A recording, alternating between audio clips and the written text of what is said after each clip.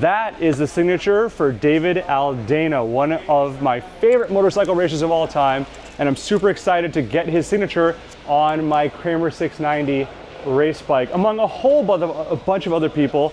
Obviously, I'm wearing the Bone shirt that he pioneered here, thanks to our friends at Vanson, right there. Vanson over in Massachusetts. And yeah, so signature-wise, I've got this weekend, or 2 weekends ago, I should say, when I was racing at Arma in Barber, got to pick up a whole bunch of extras. Some of the highlights, I ended up popping the tank off, the tank cover. So I got David, I got Kenny Roberts right here. I got Kenny Roberts Jr. down here. He signed at number 1, 2000. And then, kind of a tough angle for your riff, sorry, but that is Scott Russell. So I also got signatures from my buddies at Revzilla. I hope, like, the Barber weekend was great. So many of my favorite people in motorcycling all showed up at Barber, and I got to get a bunch of signatures from them. So I just wanted to give you a cool little diversion to the usual shop walk, but this is a shop walk video. Let's talk about some of the stuff that's come in. This is one of the craziest ones in a while. Piaggio Ape.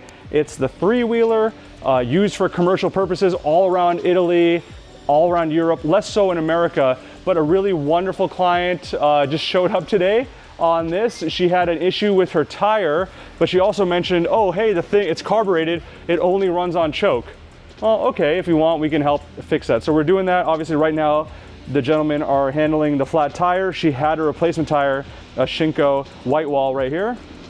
So we're gonna handle that, and then we're gonna handle her carb issue so that she can drive this around properly at her farmers markets and that kind of thing that she brings it out for. So the company's called Rabbit Foods. They make smoothie pops, that kind of thing.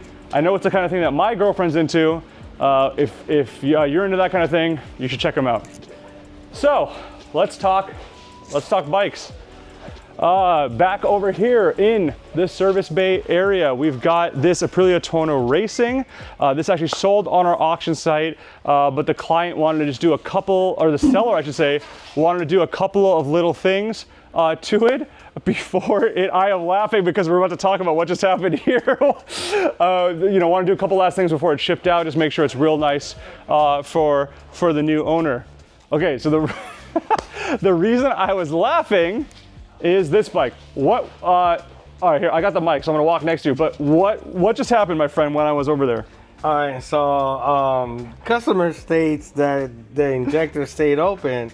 So, I mean, I don't really kind of believe them, but now I do, because I opened the throttle wide open. I didn't crank it, but I keyed it on and saw the injector spit like hard. Yeah. And still caught did a little spark of fire on me. So, yeah, dude. So I apologize. But yeah, you singed off a little bit of tattoo. No, yeah. that's why I laughed just a moment ago, because I heard it and looked over and saw it. So yes, this bike right now, one of the issues is as soon as you key it on, the injectors are dumping fuel. I had to see it with my eyes. There you go. Now you believe. Now you know. Beyond that flaw, which obviously Angel will fix. This is a very cool Ducati 851. It's got 25,000 miles on it, but honestly, looking at it, you would never guess that. I mean, I'd guess a fifth of that. It's in really, really nice shape. One owner bike. The same gentleman that owns this bike actually owns the Tuono Racing we were just talking about in the previous bay. He is being a very bad friend and trying to convince me to buy this from him to race in Arma next season in Next Gen Superbike. Yeah. We'll see how that goes, but... It has wings. Oh, there... It's for a passenger... Yeah, the grab rails. Yeah, but how cool is that? I mean, a lot of people aren't even aware that this is a thing. Yeah. You can put the cover, like if you want to run it solo style. Yeah. You know what? Because this does not. It looks like it does not have the passenger pegs. Yeah. No. Yeah. But if you do want to install the passenger pegs, and if you want your passenger to actually be able to hold on, that's pretty slick. Superbike power. That's the funny thing. I mean, you think about superbikes in the 80s and 90s, like they had a little bit of luggage, cargo, like you could fit a toolkit and your lunch and a water bottle, all this stuff. Nowadays, super bikes, obviously, there's nothing. Yeah, you can't put a toolkit. Yeah, and the Panigale doesn't even have nothing inside of it. Yeah. Either, yeah. I mean, that's, bikes get specialized, that kind of thing. Yeah. But it is just sort of interesting to see how that has evolved over the years. So again, that's it's more time than I wanted to spend. I apologize, but on this 851. But this is really cool. Angel's really cool. Life could be worse. That's a cool bike, and I don't know. I guess if I get really, really drunk some night, I might agree to buy it. Yeah. There's actually, I'm sort of divulging a secret here. There is also an RC30 race bike that I'm looking into buying, which would compete against that. Oh, okay. But we have to. It's a good problem to have. I'd rather have the Ducati. Oh, see, I miss my RC30 I used to commute on, so there you go. Yeah. Well, tell you, you can buy that, I'll buy the RC30, and then we'll race against each other. Speaking of race bikes, what's happening here, my friend? Yeah, so this is also a customer's bike that will eventually will be on the iconic auction. Yep. And so I am doing a safety inspection, plus we're also doing service. So we're replacing all the fluids, we're doing the belts, and we're also doing a valve lash, and probably adjust some of the valves if needed, and take it for a test ride and see how the bike is going, and then onto the auction.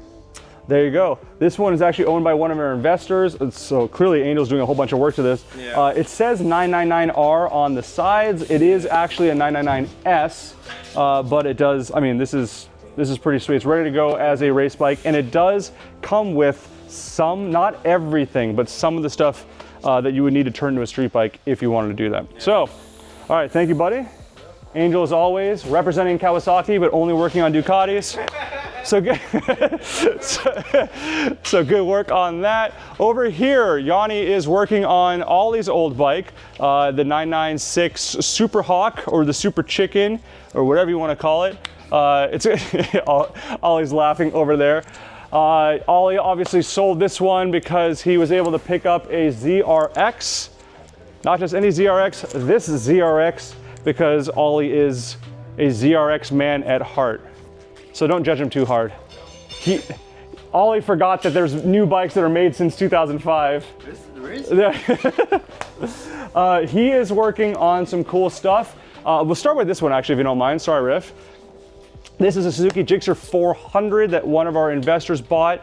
He picked it up so he can go racing in ARMA next year. I think oh gosh, I can't remember. Next Gen Superbike Lightweight, I believe, is the class for this. So we're doing fork seals on it right now. It's got the aftermarket bodywork with the Lucky Strike livery. It would look super cool as a race bike. So the man's name is Kurt. I won't mention his last name, but Kurt, really, really awesome that he actually also, so he bought this not in time to, from an ARMA standpoint, you can't race Barber road racing unless you at least complete 2 races in the season. It was a whole thing that Ollie and I had to deal with. But on the dirt side, you can just show up and race. And so he has a Husky that he stored here, and he brought it out to race, and he placed first in 500 GP, which was really cool. So congratulations to Kurt. Really cool to have clients that don't just buy bikes, sell bikes, putt around them, but actually race on them. We're big fans of that. So that's really cool. This is a very special bike, a Honda NSR 250 SP. This is the sport production. This is, for a lot of Honda fans, this is as good as a 250 two-stroke ever gets. It's the final generation, the MC28, which is the single-sided swing arm. So I'm sorry, sir, but I'm gonna need you to show that on this side. It's also got the magnesium wheels, the Magtex. You can see that there in the branding. It's got the memory card style key. So what's cool about this? It's there's good and bad. So back in the day, in previous generations, you could hot wire the bike and de-restrict it by doing certain things to the CDI and that kind of thing. Honda made it more difficult and somehow more easier. You could buy an HRC card and just pop that into the ignition, and bam, all of a sudden it's de-restricted and you're ready to go. The card, I'll show you in a second. The card handles ignition, but this is your key for the little storage area in the back. We were talking about sport bikes having room and luggage. So it'll do that. It'll also do for the fuel tank that doesn't exist, that'll open up your gas cap. So if you can come around here, sir, and just show the dash. This Maxell, this is dating myself. I remember this as a child of the 80s, but this company here, oh God, somewhere over here it says Maxell, M-A-X-E-L-L. Some of you will know what I'm talking about. Some of you will think I'm really old, but either way, as soon as I push this all the way in, bam, you've got power. That's the key, which is pretty cool. I hit a couple buttons here, or one button a few times. 3,500 kilometers on this one, so a super low mile example of an MC28 generation SP. Like I said, for a lot of Honda fans, this is as good as it's gonna get. They made 1,500 examples of the SP this year, and they were all done up in the Rothmans livery. What are you doing to this, sir? Carbs. Well, hopefully, we'll have to see if they... I don't mean to crowd you, but I have the mic, so I want people to hear you. If the owner wants Yeah. us to do it, carbs. Unfortunately, tires probably. Yeah. That's about it, really. Okay. Air filter, because the air filter was slowly coming apart. Yeah. And then it was gearbox I always drained to bring it into the country, so we topped that up. Excellent. Thank you, sir. Just a few little bits and pieces. Yeah, not you know, relatively minor stuff in the grand scheme. I mean, carbs are always a pain, Yeah. but it's pretty common. And then when it comes to Japanese imports, usually we see a lot of corrosion and that kind of thing. But yeah, if you could show this bike off underneath the bodywork, it's pretty darn clean. So very excited about that. The owner sent a few bikes to us. I think 8 bikes to us. Oh, let me turn the key off. There you go. Okay. Thank you, Ollie.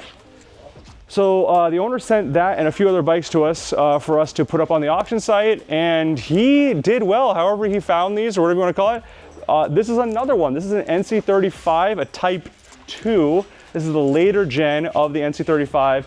One of the easiest ways to identify it is the bodywork, is the paintwork.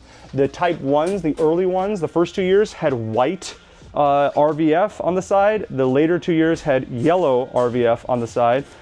Steve's been working on this one. This is also a low mileage one, 14,000 kilometers. So, you know, a bit, what would that be? A little bit, I don't know, like 8,000 miles or something like that. Pretty Yeah, I can't do math. But yeah, it's got an Ethos design pipe here. It's really clean. You know, on social media, we showed Steve working on a Type 1 bike that had a little bit of issue with the bodywork, in the sense that like it had a couple decals that seemed aftermarket, but this one looks really original.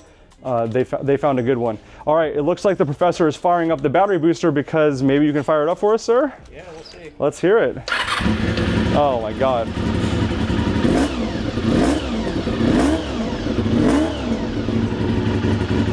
That's so cool. These bikes are absolutely amazing. I mean, give me a couple more revs, would you, sir?